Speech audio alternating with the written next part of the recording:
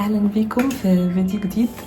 انا دعاء. فيديو النهارده هوريكم ازاي عملت سكتش بوك صغير. كنت محتاجه سكتش بوك، كنت مسافره سفريه قصيره، في نفس الوقت ما كنتش عاوزه اشتري سكتش جديد، فقررت ان انا استخدم الورق اللي متبقي في سكتش بوكس تانية عندي. استخدمت منها شويه وفاضل شويه ورق صغيرين فيها، فقررت ان استخدم الورق اللي فاضل دوت ان انا اعمل بيه سكتش بوك اصغر. طريقة سهلة وبسيطة. اللي عملت 2.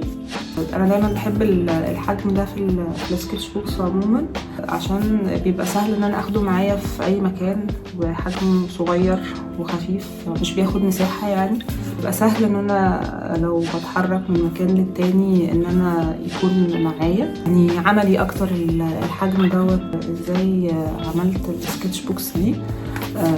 طريقتها سهلة جدا. ممكن كمان توفر علينا ان احنا نشتري وان احنا نستخدم الورق اللي بيبقى موجود عندنا، مفيدة للبيئة حتى عموما، وان احنا في ظل الاسعار بقت غالية في كل حاجة، بالذات كمان في الورق وكده، فان احنا ممكن نستغل الورق اللي موجود عندنا اوريدي ونعمل بيه حاجة احنا محتاجينها. كنت عملت تور للسكتش بوك ده في الفيديو اللي فات، حابين تتفرجوا عليه. ده السكتش بوك اللي رسمته وانا مسافرة، اخدته معايا وانا مسافرة، فهتلاقوا الفيديو موجود شوفوه. وكمان النهاردة هوريكم السكتش بوك ده.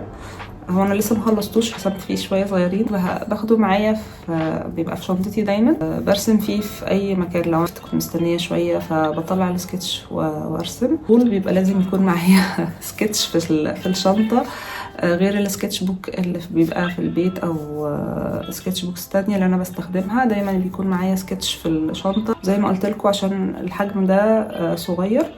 انا بحبه عشان كده ان انا بيبقى ما بياخدش مكان في الشنطه. وكمان لو حد بيتحرج ان هو يرسم بره او كده، فده هيساعده كمان، لان هو مش بيبقى باين او انت بتعمل ايه. بتكون بترسم او بتكتب او كده، يعني اللي حواليك مش هيلاحظوا قوي انت بتعمل ايه.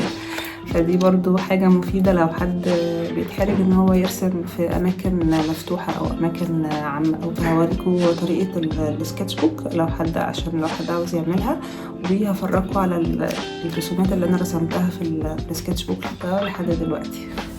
اول حاجه انا جبت سكتش بوك ده، كان عندي كنت استخدمت تقريبا نصه، ولسه متبقي فيه شويه ورق. حتى في ورق شخبط كده من ولادي. بس فطلعت السكتش بوك ده، وقررت ان انا هقطع الورق الفاضي اللي فيه واستخدمه في ان انا اعمل سكتش بوك جديد. فبدأت اقطع الورق، وبعدين هشيل منه الأجزاء الزيادة دي مكان الخروم السلك، كتر ومسطرة، أو لو بالمقص لو عندكم، أو لو اوريدي أصلا الورق بتاع السكتش بوك. ساعات السكتش بوك متبقاش بسلك كده، فبيبقى الورق ما فيهوش التخريمات دي، فممكن تستخدموه على طول من غير خطوة التقطيع دي. بس فهكمل تقطيع كل الورق لحد ما أخلص الورق كله اللي أنا محتاجاه. وبعدين هبدأ أجيب كل ورقة وهتنيها نصين. ورقة ده حجم السكتش بوك. هتني كل الورق، وبعدين هبدأ أدخله جوه بعض. هفتح ورقة من النص وأدخل فيها باقي الورق لحد ما أخلص كمية الورق كلها. بعد ما خلصت تجميع الورق كله جوه بعض، جبت رسمة كنت طبعها رسمة بتاعتي، ودي هلزقها على الكفر بتاع السكتش بوك نفسه من بره. يعني ممكن تستخدموا اي صورة عندكم، او انتوا ترسموا عليه، او لو انتوا عندكم اوريدي رسومات قديمة بتاعتكم ممكن تقطعوها بنفس حجم السكتش بوك وتلزقوها على الغلاف من بره. حتى لو عندكم ورق شخبط عليه او مكتوب فيه قبل كده او كده، ممكن تستخدموه برضو، هينفع. مش بالضرورة ان هو يبقى الورق فاضي.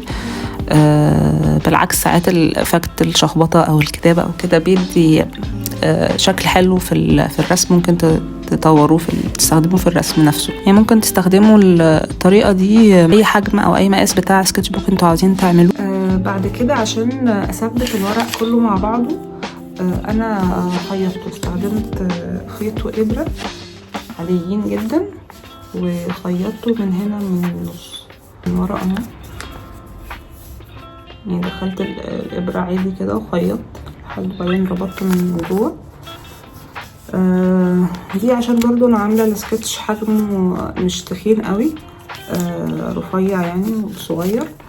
تلزقوه بعد كده في بيستخدموا غيره، ممكن ندبسه بدباسه دبابيس عاديه. يعني ممكن تشوفوا اي طريقه انتوا حابينها في تثبيت الورق، بس دي انا لقيتها مناسبه وسهله، عشان كمان حجم الورق مش كتير، السكتش نفسه مش تخين قوي، فكانت طريقه ناجحه يعني معايا. حاجه تانية شبوك الغلاف بتاعه ورق برضو، فالورق خفيف، فممكن تستخدموا كرتون او حاجه تلزقوه على تغلفوا بيه الورق عشان ما يعني انا عشان ده بستخدمه معايا كتير وانا خارجه، فالورق من هنا بدأ يتقطع شويه، بس بالنسبه لي تمام يعني مش مشكله قوي. لو حد حابب ان ده يبقى هارد كفر اكتر، ممكن يستخدم اي كرتون موجود عنده ويلزقه على الورق، فهيبقى يديله تخانة اكتر. دلوقتي هوريكم رسمت ايه في السكتش بوك ده لحد دلوقتي. زي ما قلت لكم ان انا بستخدم السكتش بوك ده بس وانا خارجه، يعني معظم الوقت بيكون في شنطتي، برسم فيه لو انا عندي اي وقت وانا بره بطلعه برسم فيه. في العادي بيبقى دايما عندي اكتر من سكتش بوك بس بشتغل فيهم في نفس الوقت، فده يعني يعتبر لسه ما خلصتوش، يعني لسه فاضل فيه ورق، بس يلا بينا.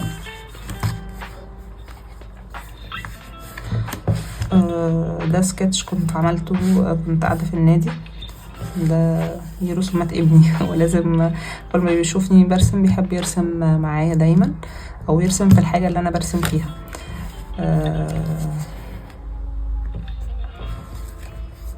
ده برضو السكتش ده عملته في نفس الخروجة يعني، وانا برا كنت في النادي ورسمت ناس كانوا قدامي. دايما يعني مش باخد معايا يعني الوان او ادوات كتيره، بيبقى معايا السكتش بوك بس، وقلم حبر، القلم ده وقلم او 3 اقلام مثلا الوان خشب او كده، وفي معظم الوقت بيبقى القلم الحبر دوت والسكتش بوك بس، دول اللي بيبقوا معايا معظم الوقت. ده ابني. دي برضو في نفس المرة دي رسمت العصير كنا بنشربه. دي في يوم تاني رسمتها، كنت قاعدة مستنية بنتي في مكان، فرسمت الشجر يعني الزرع اللي كان موجود. بعد ما رسمت السكتش حطيته على الايباد ولونته ديجيتال، هوريكم الصورة بتاعته. احنا ممكن نستخدم السكتشز اللي احنا بنعملها ان احنا بعد كده ناخدها ونشتغل عليها ديجيتال. ده برضو في نفس المكان هنا. القلم اللي استخدمته هنا هو نفس القلم الحبر ده بس ازرق، يعني عندي منه اسود وازرق. هو سنه رفيع، يعني بحب استخدمه كتير، يعني بحب السن بتاعه واللون الازرق بتاعه كمان والاسود طبعا. ده ساعات ببقى معايا القلمين، لو ممكن اشتغل بالاسود او بالازرق.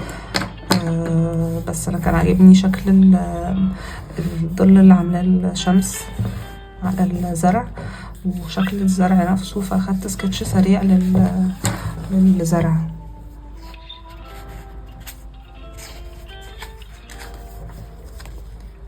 ده برضو في نفس المكان. دول الاتنين تقريبا، ده في مرة لوحده، والسكتش ده ومع السكتش ده كانوا في نفس المرة تقريبا.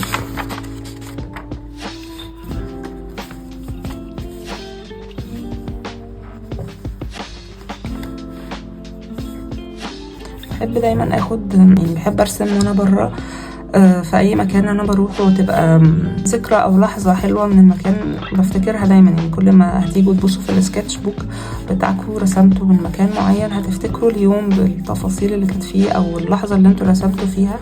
عشان كده بحب ارسم رسم خارجي او من الطبيعه عموما. من الطبيعه يعني مش ان هي فيها شجر او كده، من الحقيقه يعني، رسم لايف يعني. كنت في زياره كده الاهل يعني، فاخدت برضو سكتش سريع للبراويز والحاجات اللي موجوده في بيت اهلينا كلنا يعني، والصور اللي كانت محطوطه على البوفيه.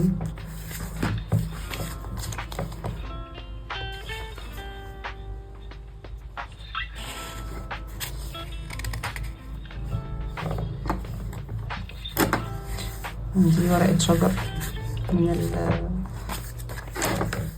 رسمت فيه الزرع، كانت ورقة شجر واقعة اخدتها وحطيتها هنا. لسه بقى اكمل ارسم هنا يعني، مكملتش لسه رسم في بقية السكتش بوك. بس كده. شكرا على وقتكم، واتمنى تكونوا استفدتم من الفيديو، ويكون الفيديو عجبكم. قولوا لي رايكم في الكومنتات، وشكرا، واشوفكم المره الجايه ان شاء الله. سلام.